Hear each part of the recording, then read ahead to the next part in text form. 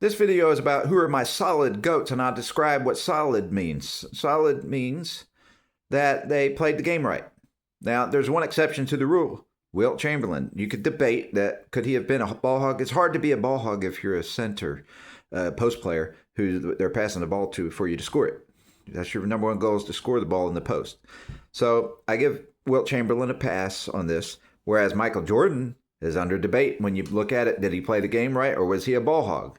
Okay, I'll just go ahead and say Michael Jordan, I still think, fits there. He does have the skills to be as solidly in the GOAT debate, and as number one even in the GOAT debate. I think so. I think that's valid. But he played, the team plan was to put defensive players around him and put the offensive load on his back, and that's a gamble.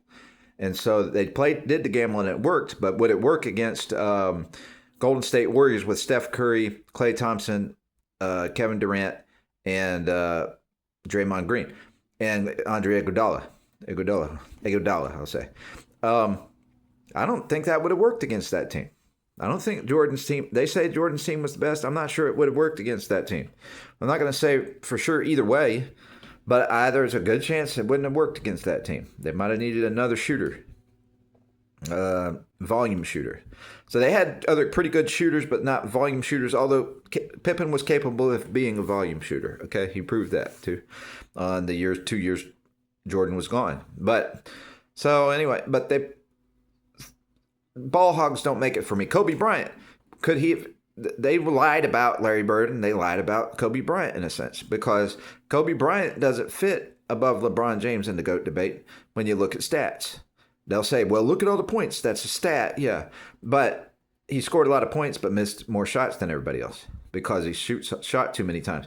In other words, though, if he would have shot fewer shots and been more selective about his shots and taken more certain shots instead of forcing shots, he would have had a better shooting percentage. So the reason, to sum it up, why I don't have him in the list, and I rightfully so don't have him in the list despite what all the bigots want to say, they're just being bigots. I mean, they're just being bigoted, bias, we'll say.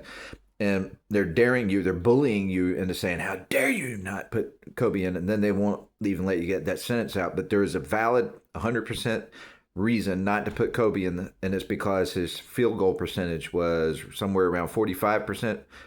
A lot of times, sometimes 44%. I think the average is somewhere around 45. And Larry Bird's, Michael Jordan's, LeBron James, Kawhi Leonard, Kevin Durant, they're all 50% and better on their field goal percentage. That's a clear reason, because that means they missed fewer shots. They made more shots that they took, which means to me, it's like almost like a turnover to miss a shot. Okay? So you're missing shots at a higher rate than the GOATs, the guys that fit in the GOAT debate, technically. So Kobe, I think he could have just had a better shot selection, not hogged it as much, and his percentage would have been with those guys, and he would have fit in the debate.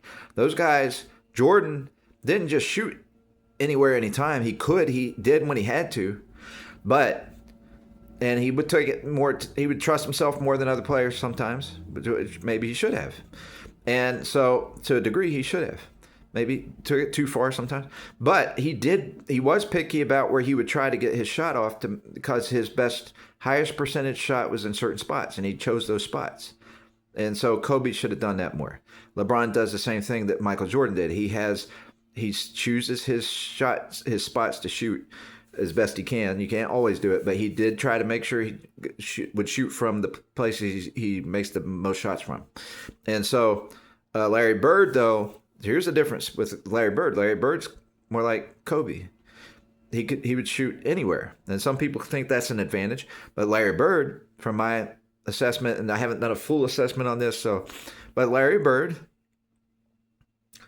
shot as high a percentage, 50% around that realm, and shot more similar to Kobe. He would shoot anywhere, but he had 50% instead of 45%, like Kobe.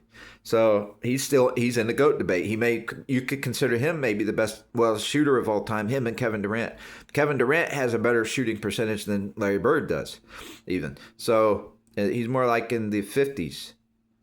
Larry Bird's closer to 50, and to Kevin Durant, I think it's in the lower 50s. And my memory I've read different, I don't know if I've gone back and studied all the playoff stats. That sometimes these things change in the playoffs, and I think these are players I did go back and study, and they stayed good in the playoffs because I've eliminated players I didn't think kept their stats that good in the playoffs. But you get tougher defense in the playoffs, so some people's shot percentage goes down, right? Sometimes you fast break more in the playoffs. That changes that a little bit too. So here's to me, my most solid players are Larry Bird and Wilt Chamberlain. And then after I did an analysis yesterday that I deleted, I have LeBron James. All right. And I didn't finish my whole analysis. Who else would I put in there? But these are GOATs. I don't know. Today I'm going to keep it shorter. I'm not going to go into a player analysis. Like if I made a 5-man team, it wouldn't all be who I think is the top 5 GOATs, because if I have Michael Jordan and Larry Bird at my wings at the same time, then I don't need Steph Curry as much. So I might want Gary Payton, the best defensive point guard of all time, who shoots at a good percentage rate, but he's not a three-point shooter. He can shoot some, but why do I need that when I got Larry Bird? And then my point guard can cover the man who controls the ball on offense the most and disrupt the person who does the passing and the assists the most, and disrupt that person the most. So I'm thinking Gary Payton helps me best maybe on a team with Jordan and Bird on the same team. So then also might, if I want to compromise and I want somebody who shoots good three-pointers, I might just get Jason Kidd or Chris Paul, who are both pretty good defenders. Jason Kidd's probably the better one for sure. Can guard more positions better, but they both shoot three-pointers. Chris has a little bit better shooting rate overall than Jason Kidd. So, but those are a compromise. Instead of having Magic Johnson too, who's not known for shooting three-pointers, maybe he could have if he was doing them more in our modern era. But I don't know that. So there's something new, by the way, I learned about Magic and LeBron. Some people would get mad about LeBron, or it's something I observed myself. They get mad about LeBron passing the ball off every now and then, when he looks like he could have had the layup, maybe easy layup, and he passed it out to the three-point shooter. How many more times did Magic Johnson do that than LeBron? Because LeBron did score. So I have LeBron James. I usually choose him in front of Magic because we talk about Magic Johnson, who he could have done this or he could have done that, but he chose the role of facilitator for the most time. And he did one time play center and proved he could score a lot of points. But I don't know how many games he did that. One game that I know for sure, but I think he did it a few more. But we don't know what he could have done. We talk about he could have done this and he could have been the greatest of all time and all this if he would have tried to score more. But he didn't, all right? He played the role of facilitator, quarterback, and all that. So point guard, he played the point guard role as a facilitator mostly. So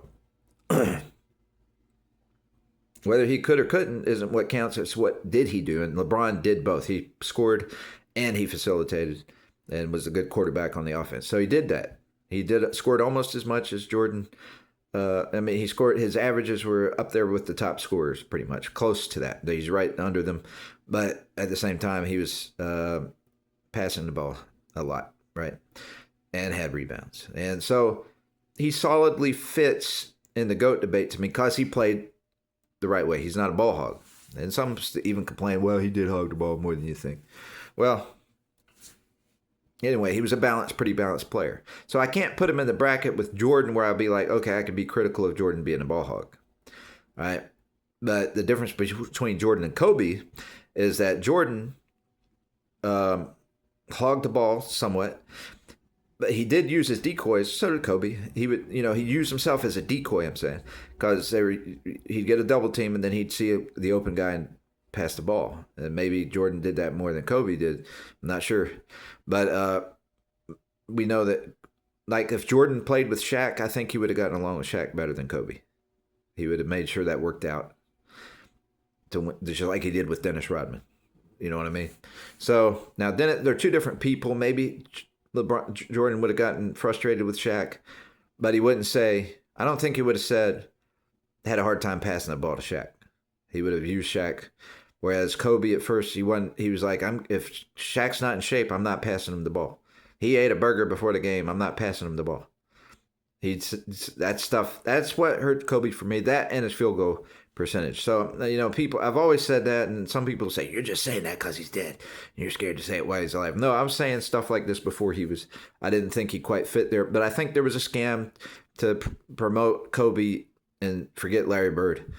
And because they're similar players, and really Kobe, I would compare more to Larry Bird than I compare him to Jordan, because they're pure shooters, right? So Kobe is a pure shooter, similar to Kevin Durant, but he's not as good a shooter as Kevin Durant. He's not as good a shooter as Larry Bird, right? So if you put him in that bracket, he's not as good a shooter as either one of those guys. And sorry, but it's true. You look at the field goal percentage, and so Larry Bird's stats aren't as good as Kevin Durant's on shooting, by the way. So now I think Larry Bird can get more tough shots. I think Kevin Durant's taller, even taller, and has a certain style of shooting that he's harder to reach. But Kevin Durant can do that. Larry Bird's hard to block too. It has to do with his quickness, though. I mean, the way he can just he does some way he avoids getting blocked and stuff. He has ways of doing it, But and it's fancy, but and it's subtle and fancy at the same time. It's weird, but anyway.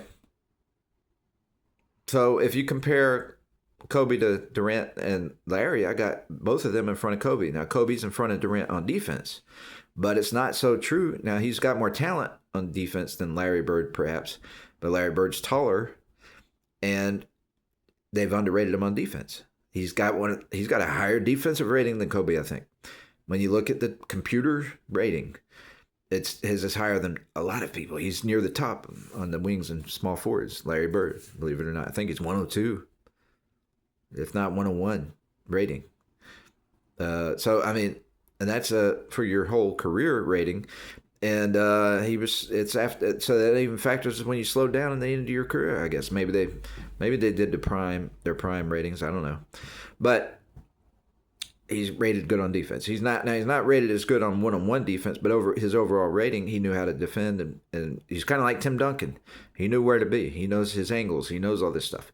He's also aggressive. He got steals. So did Magic Johnson have steals, but. So anyway, so there's teams like I would consider putting LeBron in front of Magic Johnson. What I don't know is how LeBron and Magic Johnson compare to John Stockton and other smaller point guards when they're defending a point guard. So they're not going to be as quick. They're fast, pretty fast for their size, but they're not, and especially LeBron, but they're not going to be as quick as these smaller point guards. However, they can block them easier, their shots easier, and alter their shots or make them decide not to shoot because of their height. So those are advantages on defense I've never discussed when I'm writing. You don't have time to say it. But so I'm a little baffled sometimes whether I should put Magic or LeBron at point guard over John Stockton or Chris Paul or who else. I don't know. Those are my smaller point guards. I somewhat like Jason Kidd, except I looked at his field goal percentage. It wasn't that great. And that's my only knock on Jason Kidd. But he shoots three-pointers, and he defends great, and he passes great.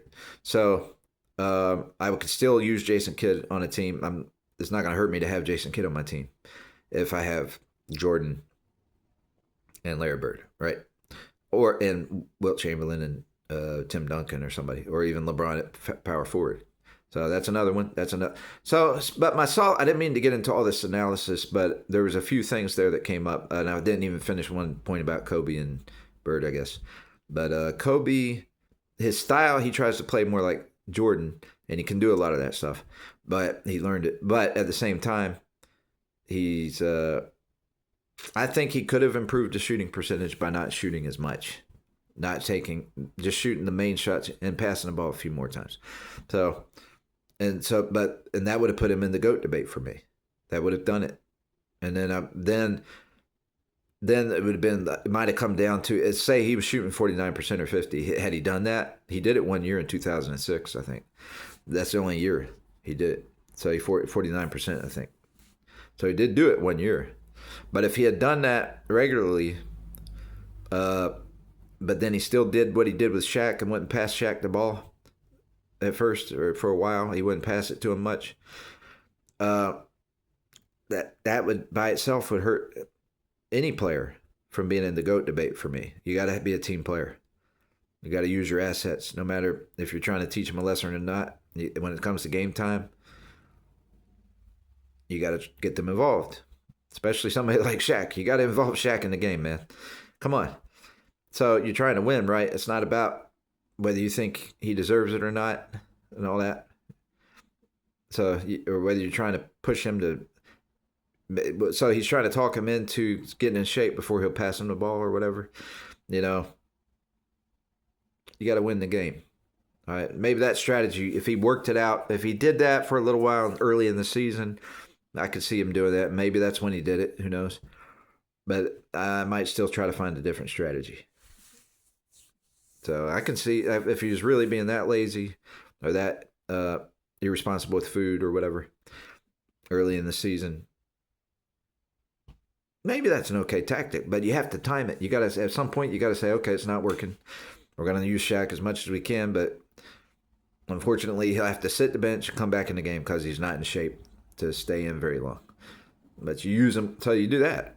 You use your other center.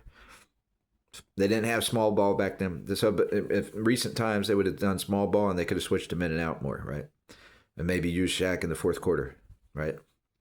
So, anyway, so maybe Shaq was harder to work with at some point there. He got in shape. I know one year he got in shape when he was challenged to play every game like Wilt Chamberlain, every minute of every game. And that lasted for a while and got him in shape. But he had to have a break. He couldn't keep going at it. So he wanted to prove he could do it. If Wilt can do it, I can do it. And so the coach, I forgot his name, gee whiz. But, Michael Jordan's coach, who was coaching at the time.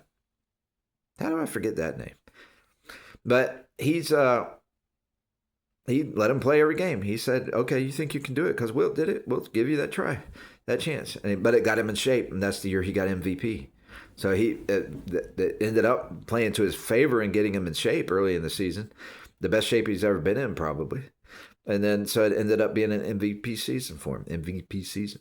So, anyway, so who are my solid players? Shaq and Kareem, to me, are the closest to debate for the third or fourth spot of best all-time centers. Now, that sounds funny, right? But look, people say, nah, it's Kareem. You got to choose Kareem. And give me a reason why. Besides him being the best offensive player of all time, along with Wilt Chamberlain, and now along with Nikola Jokic, those may be the best three offensive centers of all time. Offensive. But what about defensive? Well, Wilt Chamberlain is in that top three list of best offensive centers of all time. But he also is in the top list of maybe number one of best defensive centers of all time. So some would say Bill Russell, but Bill Russell would say that Chamberlain competes with him on that. So and then Chamberlain would say, well, you got more rebounds than I did in the playoffs, so you got me beat. Well, I might have had more in the regular season, but you out-rebounded me in the playoffs. They argued that back and forth. So those two guys were dominant on defense. Like, they're not just for their era, but they were very talented because Wilt Chamberlain, I think, blocked Kareem Abdul-Jabbar 17 times in one playoff series, right? And Chamberlain was 35 years old at the time. All right, now don't quote me on that. You'll double check it because I may have mixed up two different things I read about that. But he definitely was blocking his shots in one playoff series where he did that. And I don't know if anybody's ever blocked Kareem's shots. I can't think of anybody else that I recall.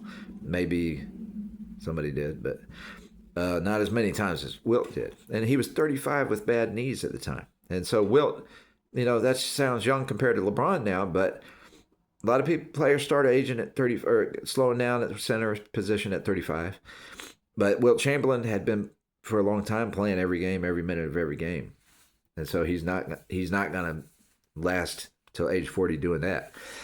So he was going downhill at the time he played Kareem, and so he was focused on Wilt focused on defense. I remember seeing a video where Wilt talked about this himself. He focused on defense when he went to the Lakers, and I think he won a championship with Jerry West.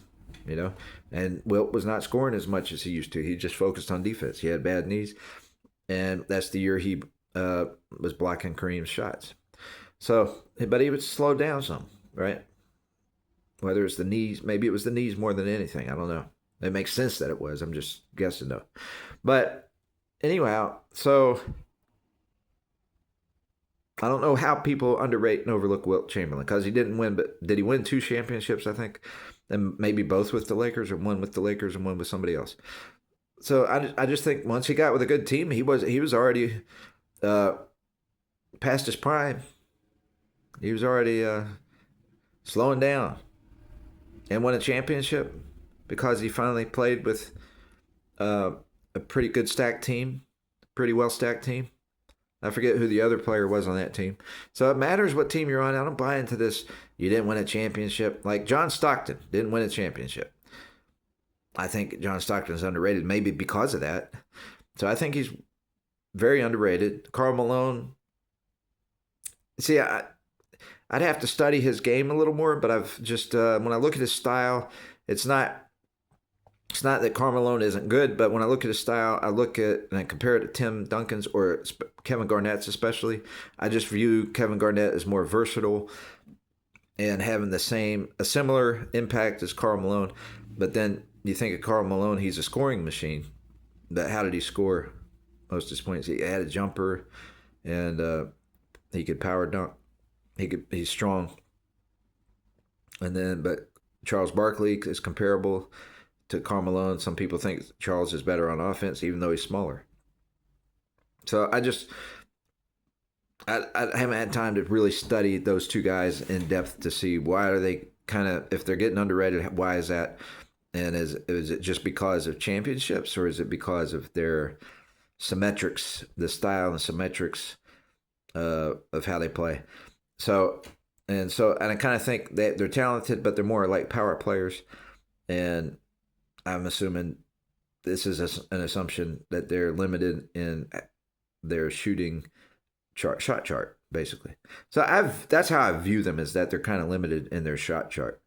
Whereas that's okay to be that way if you're a center, like Wilt Chamberlain or Shaq, for instance. Shaquille O'Neal, you could say he's a little bit limited in his shot chart, but that's okay. He could keep scoring anyway. All right. So I'd want somebody like Karl Malone at center, maybe. But I'm not. I'll tell you, I'm not as studied up on these guys. But I have looked at their stats in the past and somehow concluded they just didn't quite make the cut for me, right above Kevin Garnett or Tim Duncan, for the most part. And then sometimes I might say I want Dennis Rodman instead of a scorer at power forward. But so you know what? I haven't listed my solid players. I've gone into one analysis after another, and I didn't finish the Shaq analysis. But Shaq is not your best defensive player, and Kareem is an elite defensive player. He is up there near the top, but he is not the best one. You got Hakeem Olajuwon. I got over Kareem on defense, and I got Hakeem Olajuwon. I got Wilt Chamberlain over Kareem on defense, and I got Hakeem Olajuwon as a specialty defensive player over Wilt Chamberlain, in the sense that he can switch. Olajuwon can switch and guard guards. He can guard any position on the floor. That's unique. And that's unique for Kevin Durant, too. Kevin Garnett. I hope I didn't say Durant earlier. Kevin Garnett can guard any position on the floor. He can switch, and that's a big bonus. And so I might like him at center, by the way. Tim Duncan can do it, not because I don't know how good his lateral quickness is, but Garnett has lateral quickness. Wilt Chamberlain lacks lateral quickness, and Olajuwon does have lateral quickness, which I don't understand how to judge lateral quickness myself, but I know from data and people that those guys have lateral quickness, and that's the reason they're able to switch and guard other players. Tim Duncan, I don't think is known for as much for lateral quickness, but I think has some maybe. But he's mostly known for being just knowing his angles and having great timing and is able to switch and guard some guards and stuff. Some he's able to do it some. So and same with Larry Bird. They have good timing and instincts and stuff. So, but even though they're not as quick when it comes to lateral quickness, apparently. So it's not true to say Larry Bird's slow. He may not have great lateral quickness. I'm not sure about that. But anyway, they both have good timing, and they're good, known as top defenders, despite people saying Larry Bird was not known as a top defender. He is, according to all the stats, the numbers, and the defensive rating charts. So they're not always telling the truth, right? But it is true to say Larry Bird's not a good one-on-one defender compared to some. Now, that means he's a bad one-on-one defender. But so for them to call him a poor defender, that might actually be a lie, right? So that he's not, but he is good at team defense, even though they had just one-on-one back then. So I don't know, but that's confusing because now you could say what I just said. Now that they have zone, you can say that about players and say he's not good at one-on-one, but he is good at defense. Because all they had was one-on-one. But that's what I've heard. I had heard that, and that's a point I have overlooked and not gone back and checked on. Either way, his defensive rating is very good. But that's a different story, though, than Tim Duncan. Okay, so Tim Duncan, I still have a little question mark by him for switching on defense.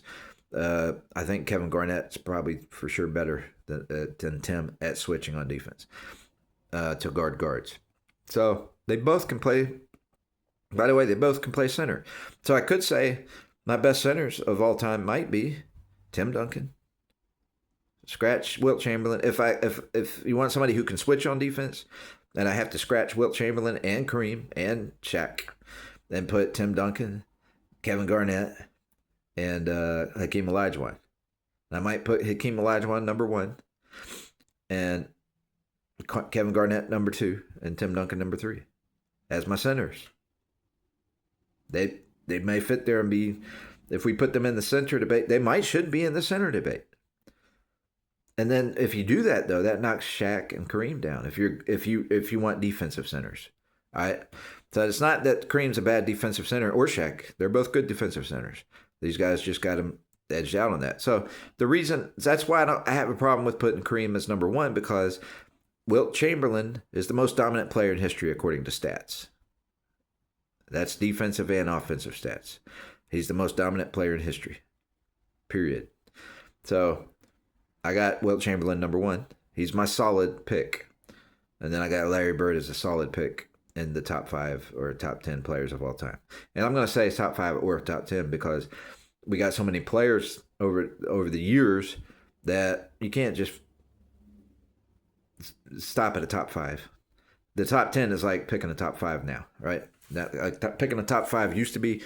Top 10 is like picking like what a top 5 used to be because we got so many to choose from that are really good and close in measurements. So I'm almost out of time. I'm going to try to finish this real quick. So I'm debating though. When it comes to centers, I've said this before, but I'm saying it. I got Wilt Chamberlain, and I'm not 100% sure, but I got Hakeem Olajuwon second. And then I got Kareem or Shaq. I'm not sure which one. That's who I got, right? And so generally I have that. But if I threw Kevin Garnett and Tim Duncan into that mix, I might have Wilt Chamberlain, Hakeem Olajuwon, Tim Duncan, Kevin Garnett, Kareem, then Shaq. And I'll put Kareem ahead of Shaq because of consistency, but Shaq's a power player, so I could be wrong about that. You could go Shaq over Kareem, but they're both good on offense. Shaq, Kareem, and Wilt are the best offensive players of all time, maybe consistently. Anyway, as far as centers go, but they're except for Nikola Jokic, he may have all those beat a little bit, except for Wilt, but versatile wise, he does. All right, so my solid players, I got to end right here. Larry Bird, Wilt Chamberlain, my solid goats. Let's go ahead and say Michael Jordan. You heard why I might not, but I put Michael Jordan, LeBron James, and who's the 5th? I don't have time to figure it out. So my 5th would be, it's not Magic because of offense, because of shooting. Could say Kareem, could say Tim Duncan. I'll go Tim Duncan or Kevin Garnett. That's it. I got to go.